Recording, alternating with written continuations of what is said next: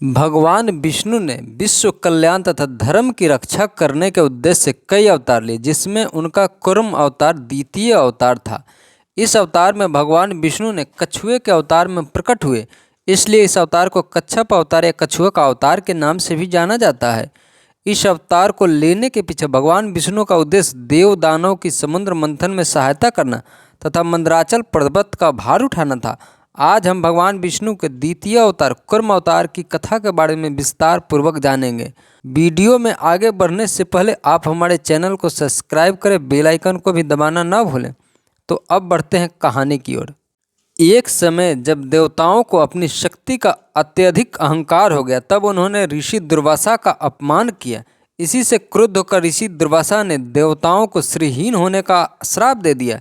इसके पश्चात देवताओं को शक्ति दानवों के समक्ष कम हो गई, जिस कारण दानवों के राजा बलिन ने देवराज इंद्र को पराजित कर दिया। अब तीनों लोकों पर दानवों का राज हो गया था। अब चारों ओर अधर्म बढ़ने लगा था। यह देखकर देवता अत्यधिक विचलित हो गए तथा भगवान विष्णु के पास सहायता मांगने पहुंच गए।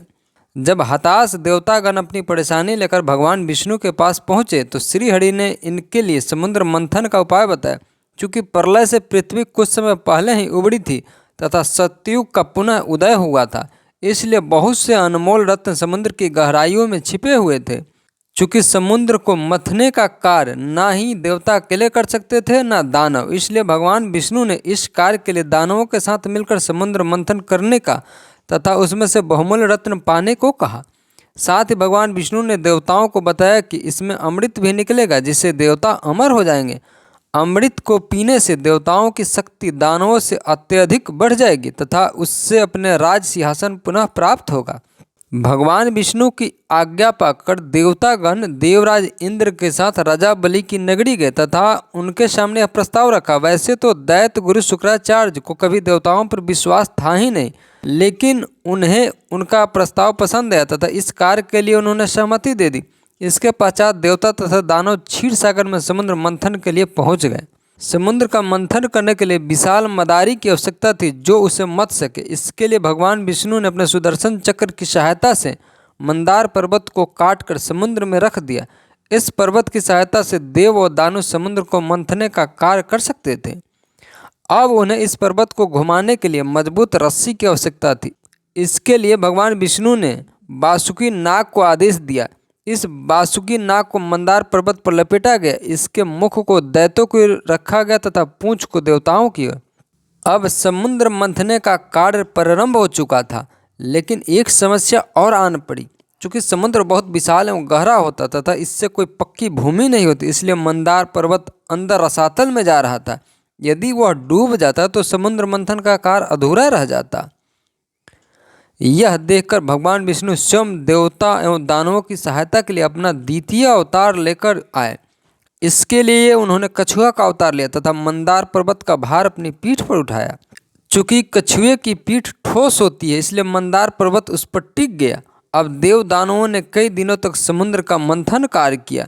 इसके पश्चात समुद्र मंथन से एक एक करके 14 रत्न प्राप्त हुए, जिसमें हलाहल, कामधेनु, माँ लक्ष्मी, ऐरावत हाथी, उच्च श्रेवा घोड़ा, कौस्तुभ मणि, कल्प वृक्ष, रंभा अप्सरा, वारुणी देवी, चंद्रमा, पारिजात, 5 जन्य, धन्वंतरी तथा अमृत प्राप्त हुए।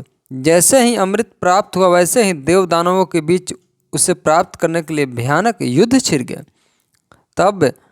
तब भगवान विष्णु ने अपने अंशावतार मोहिनी रूप लेकर उस युद्ध को समाप्त किया तथा सृष्टि का उद्धार किया। भगवान विष्णु के कच्छप अवतार लेने के पीछे उनका माँ लक्ष्मी को प्राप्त करना मुख्य उद्देश्य था। इसके अलावा महाप्रलय के पश्चात जो बहुमूल्य रत्न तथा औषधियाँ समुद्र की गहराइयों में चली गई थी, उसे प्राप्त करना आवश्यक था, क्योंकि उसी के द्वारा सृष्टि का कल्याण संभव था। इसके अलावा किस प्रकार बुराई का उपयोग अच्छाई के कार्य के लिए किया जा सकता है, यह दिखाना भी इस अवतार की विशेषता थी।